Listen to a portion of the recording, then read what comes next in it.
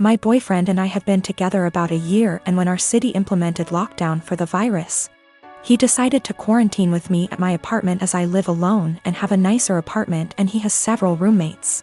Mostly it has been going well, and thankfully we both still have jobs.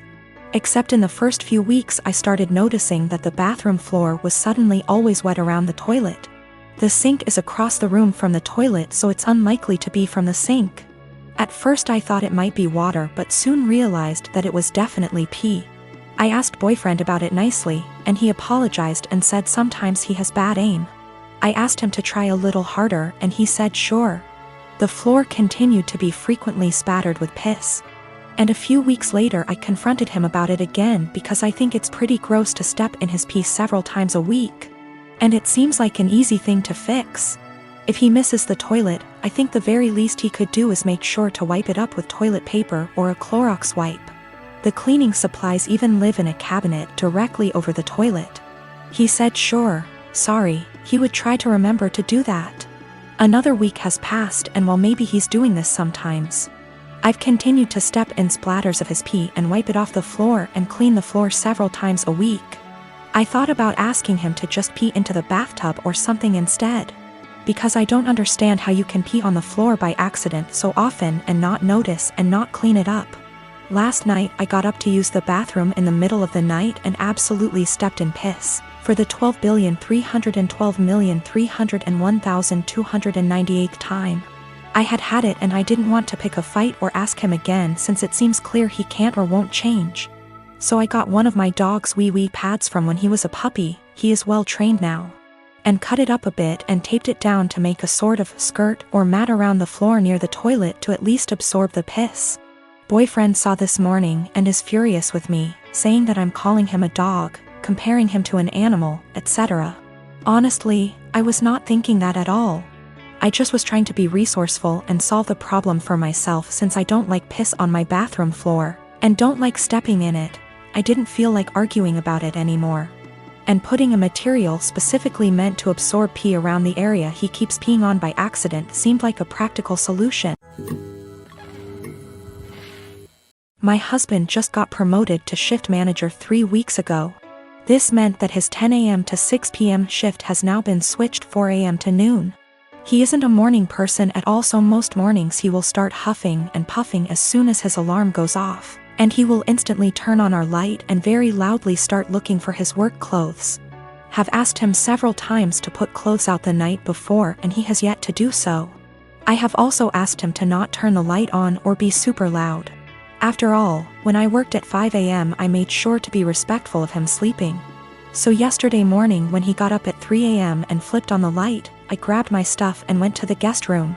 He came in and asked what I was doing. I told him that since he didn't respect me sleeping at all, that I would be staying in the guest room from now on. He made a comment about the light will only be on for 5 freaking minutes. Which is not true. He turns the light on, finds himself clothes, and then goes to take a shower without turning the light off. If I turn the light off, he will come back into the room after the shower and turn it on again to grab his socks and put on his shoes. Which also pisses me off because shoes stay in the kitchen by the door and there's no reason he can't put them on at the table. Anyways, instead of understanding, he just got angry. Mainly because he is not a morning person and he doesn't like dealing with anything in the AM. So, while he was at work yesterday, I moved all my stuff into the guest room. Last night he practically begged me to sleep in the bedroom and promised to let me sleep. Well, this morning he flips on the light again, so I sit up and I'm like, are you kidding me right now? And he says, I'm being quiet. As if that was the only issue. So I went into the guest room and locked the door. I told him I was staying in here from now on despite his efforts to sway me. He thinks I'm overreacting. I work 4 p.m. to midnight. And cute little tidbit, I'm the breadwinner. I make nearly $5 more on my hourly wage. I have a daughter, Sadie, with my ex-husband John. We got divorced 5 years ago and I have primary custody while he sees her 2 weekends a month. Last year, he got married to Amanda, who has sole custody of her kids from a previous marriage. Amanda is a som, not for any health reasons or so on, she just doesn't want to work, while John works at a 9 to 5. He makes good money to support them, but not enough to live in luxury. I have a much higher paying job. Since it's just me and Sadie, I make sure she has the best possible life.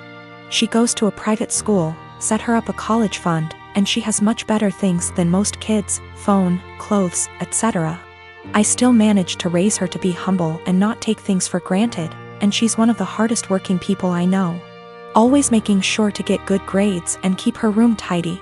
Well, the last few times she came back after a weekend at John's, I noticed that the clothes she was bringing back in her duffel are A, not her size, and B, much cheaper and poorer quality than what I usually buy for her.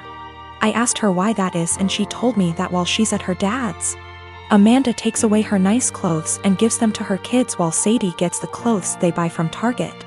I asked her if she wanted them back, but she said she didn't mind sharing since all her favorite clothes were kept here. The problem came when I went to pick her up last weekend. I had a business meeting and couldn't drive her over, so Amanda offered to just pick Sadie up from school, which hadn't happened before. When I got there on Sunday, John and Amanda asked me to sit down with them, and when Sadie came to hug me, Amanda sent her to her room quite harshly, saying her punishment wasn't over yet. I was confused because Sadie very rarely misbehaves. They sat me down in the kitchen and said that it was unfair for Sadie to be going to a private school while her kids go to a public one. So they decided that Sadie would be pulled out of private school and put in the same school as the girls. They also said I should keep up Sadie's punishment because when they told her, she blew up at them, told them it wasn't fair, and yelled that Amanda and her kids weren't even her real family, that all they did was steal. I told them in no uncertain terms to off. I would not be pulling my child out of a school she likes, away from her friends, because they can't afford it. I told them they could easily make as much money as me if Amanda started working in her field because she has the qualifications, and the job market is very good. I told them their money problems are not my issue, and if Sadie's items get stolen again or they try to pull her out of school, I'll be taking this to court. They've been blowing up my phone ever since, calling me a selfish.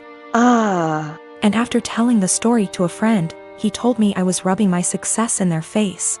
But I still don't feel like I did anything wrong. I got temporary guardianship while waiting for a court hearing. We're going to try to get full custody and have John get 1 day a week of visitation, supervised for at least the first few months, and no contact with Amanda or her kids. This way, he still sees Sadie just as much and they can try to repair their relationship, but she doesn't have to go back there. All contact between us is made through emails, which are CC'd by my lawyer, and I've asked for Sadie's things back. I've talked to Sadie and we've decided that she's going to try therapy for a little while to help deal with everything that's happened. We've had the hearing and our custody arrangements been modified. Any and all decisions relating to Sadie are made by me, and me alone. John has supervised visitation once a week, and Sadie will continue in therapy to deal with all the issues Amanda and company have caused her. They tried to push for 50/50 custody split on grounds of alienation. So me trying to put Sadie against her father. But we made it clear from the start that we wanted to keep Amanda and her children away, and wanted supervision only because we don't feel safe leaving him alone as of yet, but that we were open to modifications. Thanks to that, the proof of stealing, and Sadie's therapist's testimony, their claim was thrown out pretty quickly. Amanda's pissed, and has tried to contact me and Sadie, but I made it clear to her that if she keeps harassing me or my daughter, I'll have to make this known to the authorities. Sadie and I have blocked her everywhere, and any communication between John and us is made through text messages or emails only. There's this girl that lives in my uni halls. We're not roommates, but we are flatmates. We are both 19 years old. Let's name her Kaya. I met her in September when we started university and moved into halls. We're not best friends, but we are friendly. We don't really spend much time together. Over time, my friends noticed that Kaya tried to copy me in everything. It started slowly, accessories and some clothes. Nothing major. I didn't even notice until people started pointing it out to me. I have a rather distinct style and she started copying it. I don't know the style and she's free to wear what she likes, but it's the exact same copies of my outfits, which is very odd. But then, it started going further. I dyed my hair, she dyed her hair, I bought something for my room, she bought the same thing. I started chatting with a guy. She became obsessed with that guy to a point that whenever I had a male friend or guy I was interested in over, she would go out of her way to try and get their attention, coming down to the kitchen in nothing but a towel, she never used to do it, etc. And she would do anything to attract attention. Now, don't get me wrong, I couldn't care less if the guy was looking, and even if it was my boyfriend looking. I'd have a beef with him, not her, but the blatant attention-seeking behavior was just odd. I joined societies and sports, and after she found out, she joined the same ones I did. Basically, everything I do, she copies eventually.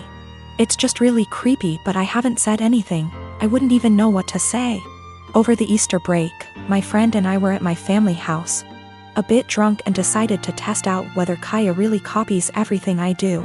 I made a post on social media about shaving my head. My friend does hairdressing and she helped me out faking shaved head, and I posted a photo with shaved head. I deleted the photo few days later and forgot about this whole thing. After Easter break was over, we had uni exams and I was focusing on that. Imagine my shock when I came back and Kaya had shaved head. And she was pissed when she saw me. She started shouting how I lied to her and why would I do that. She went on and on and on, really angry. Admittedly, I ignored her and hid in my room. She sent me a text telling me that she expects me to pay for her wig as it's my fault she shaved her head. I replied that absolutely not, that it was not my fault and she decided on her own to do that. She kept attacking me over it every time I saw her. It's been a few days since I came back from Easter break.